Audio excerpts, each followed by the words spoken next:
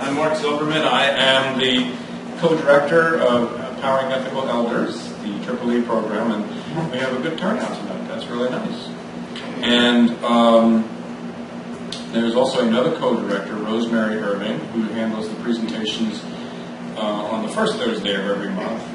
We have presentations on the first and third Thursday, almost every first and third Thursday. That's why sometimes it goes off, I think, well, you'll see sometimes there are exceptions. I know there's an exception up there somewhere. So just go by the schedule. Don't just automatically show up on the first and third Thursday. And as you can see up there and in the brochures which are on your chairs, the programs we've had, we're going to have, and I think they're pretty interesting. I hope they'll come back. Another, and it's free as you know, another feature of the program is we have a telephone call-in number, which is usually the one we ask you to RSVP. And the purpose of the RSVP, I probably should make it clear, is not just, you don't have to get confirmation, just to let us know who's coming. If God forbid 100 people, then I'll have to get on the telephone and tell somebody that we'll get a lot of chairs or get ready to stand up. The telephone number is 212-721-4407, which is what you call in for the RSVP. But also, you can call in anytime seeking help with any senior elder issue. And the phone is monitored by myself and Rosemary, and you'll get a call back. You'll never get anybody on that line, but you'll get a call back. And we can help you, hopefully help you directly, or if not, probably be able to find some resource or direct you where to get the help. And so that's our program. Any questions? Don't all raise your hands at once. Tonight's, let's see, did I miss anything here? No. So tonight's program is end-of-life care, and I'm very pleased to have someone who knows what she's talking about, who's engaged with the Metropolitan Jewish Hospice. And I'm not going to say anything. I'm going to let her speak for herself. But I'll thank you and wish you all welcome Ms. Toby Weiss.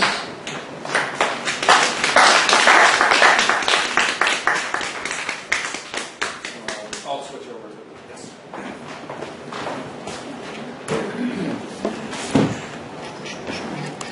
Hello. Hello.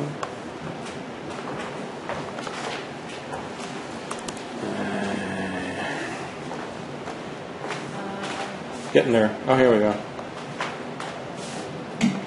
Hi, everybody. Do you hear me? Am I talking into the mic? Yes? Yes. Yep. I'm really thrilled to be here. I had no idea what I was coming into.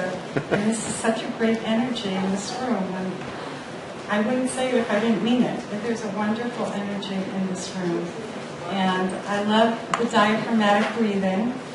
I've studied martial arts for 36 years, second degree black belt.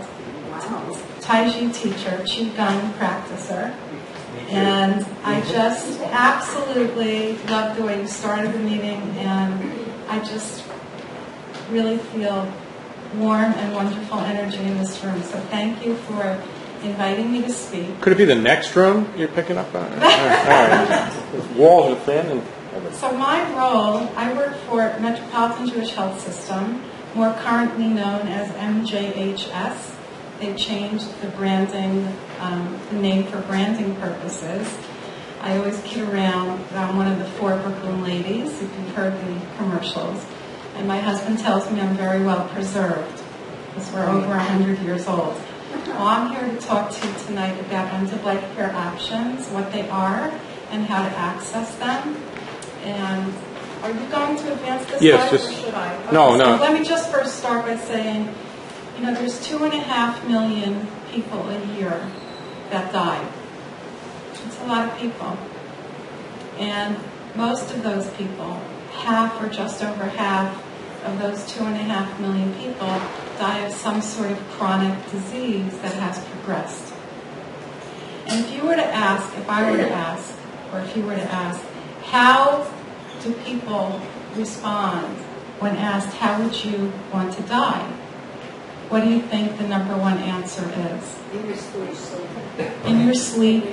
Oh, in your own bed. Number two answer, not in a hospital or in home. And when they say in my sleep, they either say in my sleep or without pain. And what's the third highest answer, highest response? That's cool. Not alone. Yeah, we're someone holding you. And then after those three answers, there's a lot of variation. So I think that everybody wants those passages. And I really look at life as a cycle, and the cycle starts with birth and it ends with death. And we always hope that it's going to be a natural passing, one that is peaceful, one that is with life reconciliation for the people that are most important to you, to be around you. And we live in a world today where people are living longer and longer, and we can be kept alive longer and longer through advances in biomedical technology. But at some point in the disease trajectory, depending on what a person has, it's going to become an advanced, serious, or terminal illness. And unless somebody dies by a freak accident or a sudden heart attack, they're going to go through the trajectory of an illness and a disease process. So I'm here to talk to you tonight about two of the care options that we know about and that are commonly available, and they are called hospice and palliative care. And there's a lot to say about it. So tonight I hope what we're going to do is to define and distinguish the differences between hospice and palliative care. I'm going to try and explain to you how you can access community-based palliative care as well as hospice.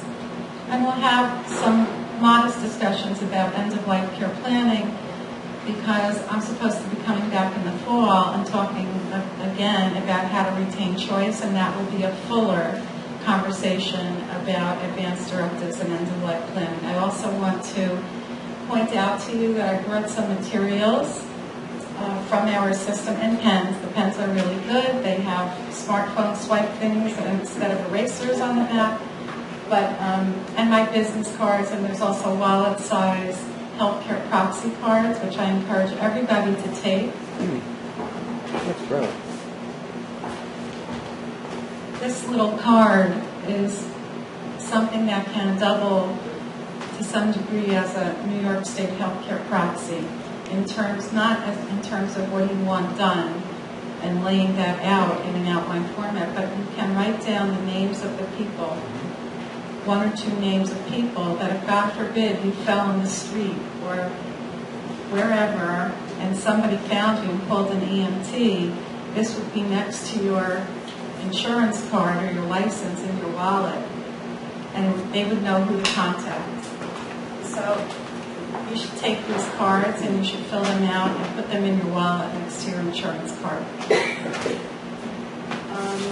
Okay, we're going to move on. So what is the definition of palliative care? So the national consensus definition of palliative care is that it seeks to prevent and relieve pain and suffering and ensure the highest possible quality of life regardless of the age of the individual or the stage of serious or life-limiting illness. So what does that mean? It means that anyone at any time with any kind of chronic, advanced, or life-limiting illness who has symptoms, there's symptom burden that needs to be resolved, can have access to palliative care. Most people are familiar with palliative care departments that are in hospitals because it's now a subspecialty of medicine. So just like a physician can take a residency program in internal medicine, in oncology, cardiology, they can also now take a residency program in palliative medicine.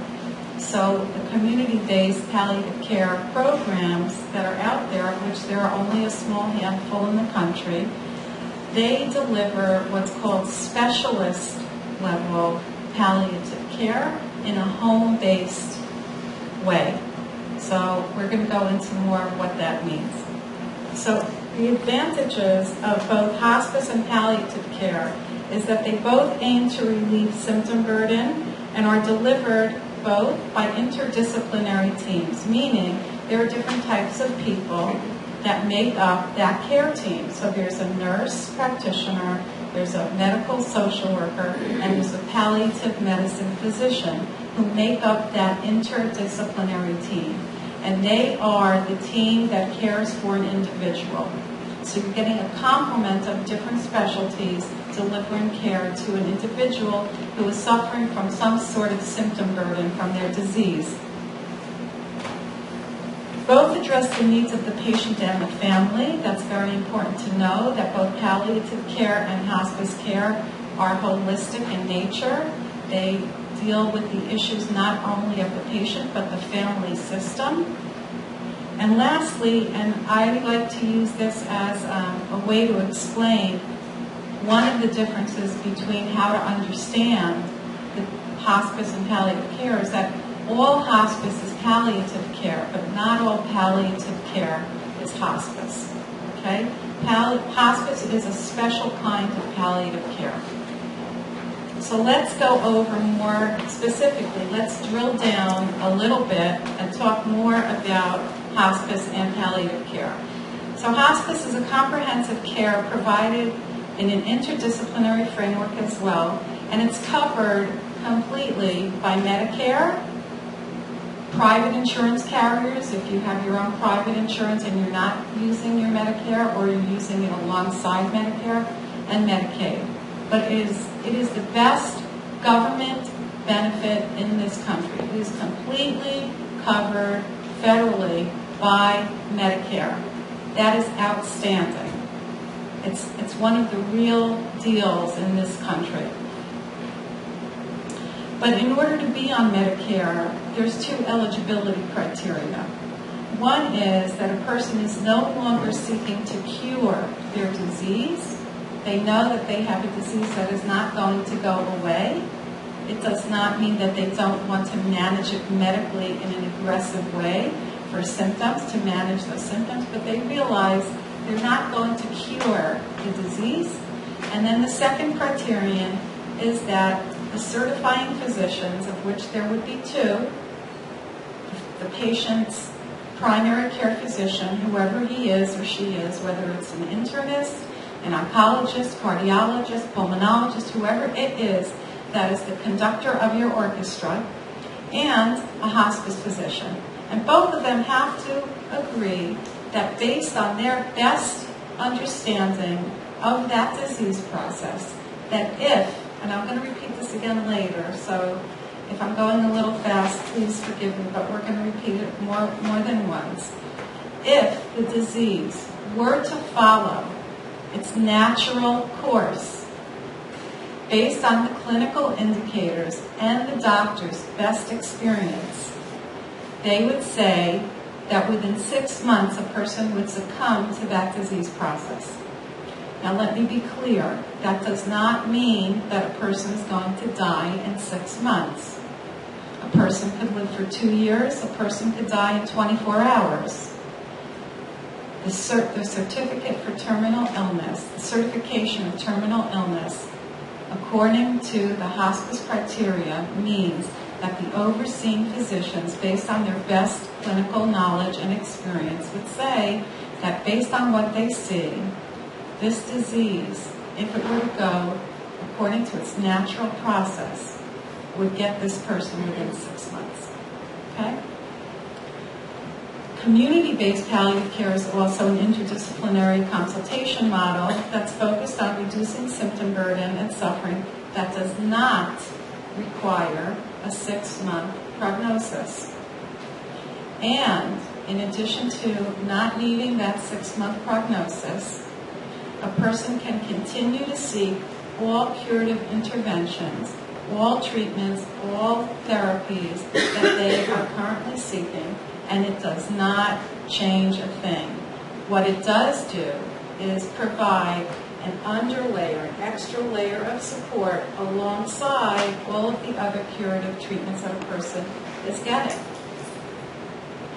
So we call palliative care a therapeutic model, meaning it's meant to reduce the burden of illness, maintain the highest quality of life possible, minimize suffering, and ensure that care is actually guided by goals that are consistent both with the medical realities of that person's disease and their circumstances in that disease process, and that it's delivered in a way that is compatible with the cultural values and belief systems of that patient and that family system.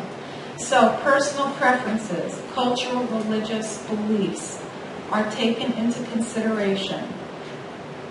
Let me give you an example of what I'm talking about. Let's say we know from the most dramatic and radical cases in this country that really drove the importance of filling out healthcare proxies were with young women.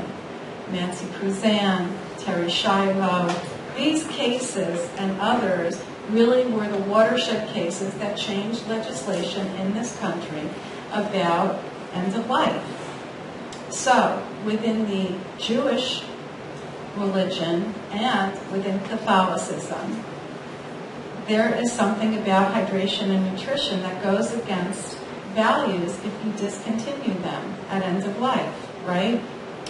Everybody knows that, right? There are some belief systems that, or religious beliefs, and in fact Jewish law in particular, says there's a biblical imperative that says you must choose life.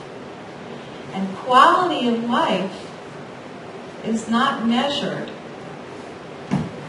based on anything other than life itself.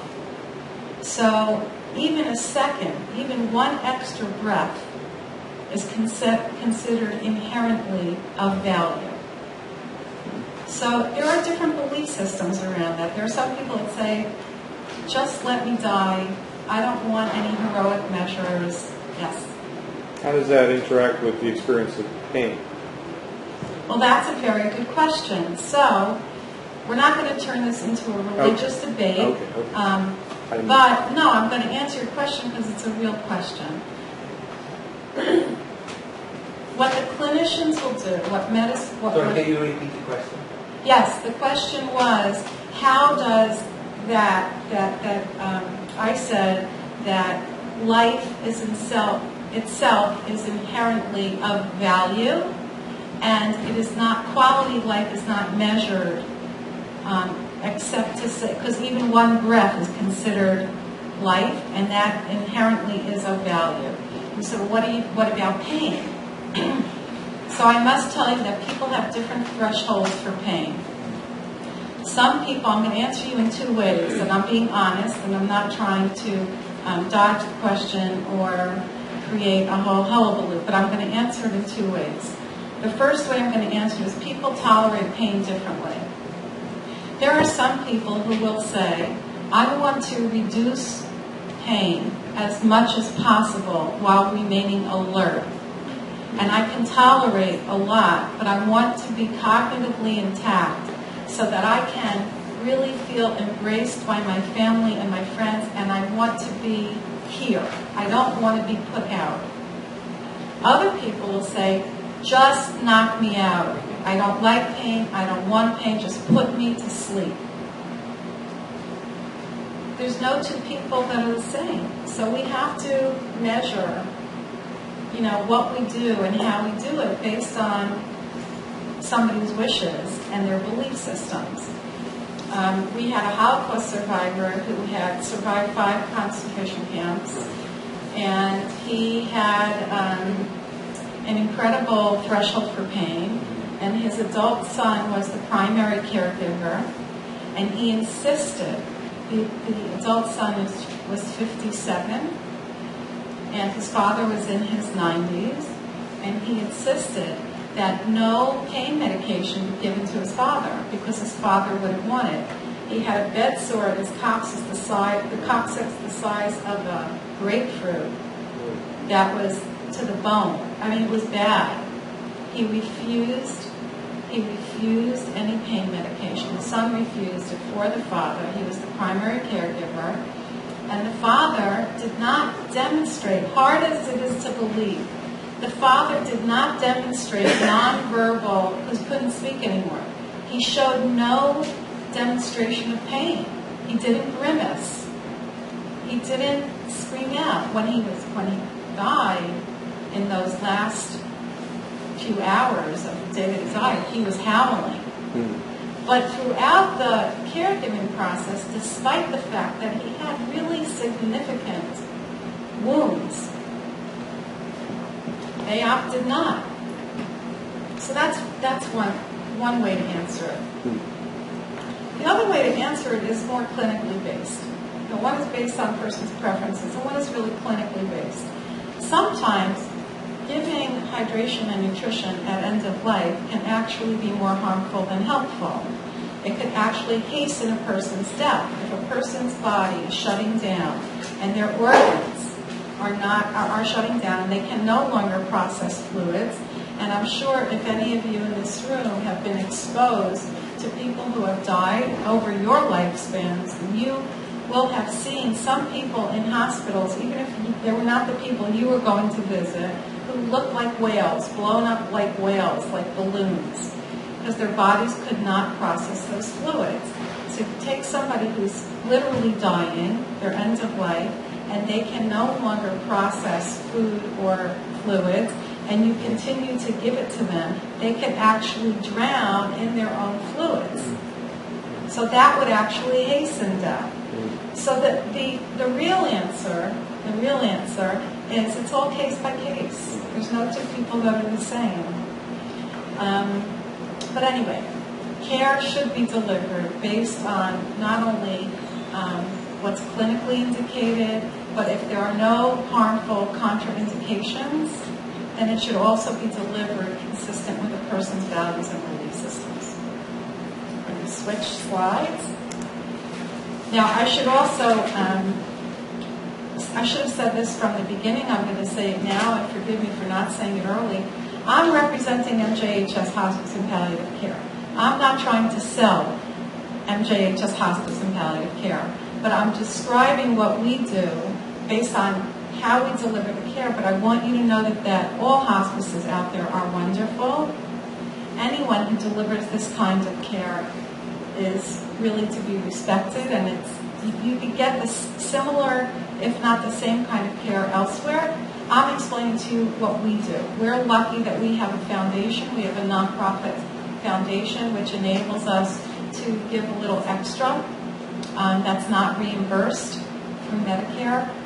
So I may be telling you about some of the things we do that are different than what others can do, but know that all hospices and all palliative care programs operate under the same principles. Okay, so I'm informing, I'm educated, I'm not selling. Okay? So MJHS is one of a small handful of agencies in the country that deliver a community-based palliative care program. And it's done under a consultation model. It's comprehensive. I mentioned that earlier. I mentioned about the interdisciplinary team. And the other thing that you should know is that within the community-based palliative care program, we collaborate with other agencies.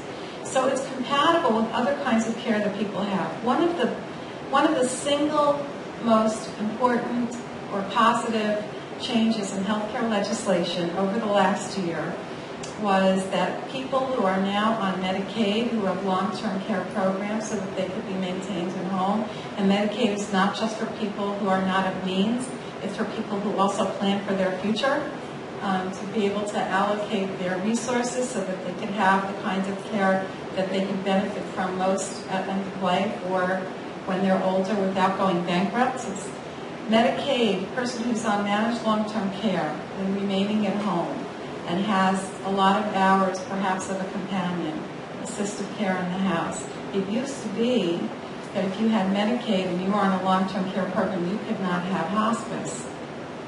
You would have to choose. Do you want to stay on the managed long-term care program or do you want hospice? So I have to tell you that if my parents were alive, they're not, but if they were alive and that was my reality, I would say, I don't want your hospice. It's more important to me as a child, as an adult child not living with that loved one, to make sure that they can be safe at home, which is where they want to be, and have the managed long-term care and forget about hospice. So the change, the legislative change that took place over the last year is that now you can have both. You don't have to give up one to have the other. So that's an amazing, amazing thing, and it's seamless to the patient. In the back office, between hospice and the managed long-term care program, they work out who pays for what. Hospice still gets reimbursed under Medicare. Medicaid still does its thing. And the person who's in the home can get the best of both worlds. So that's something to be aware of. Now, what is the eligibility criteria for palliative care?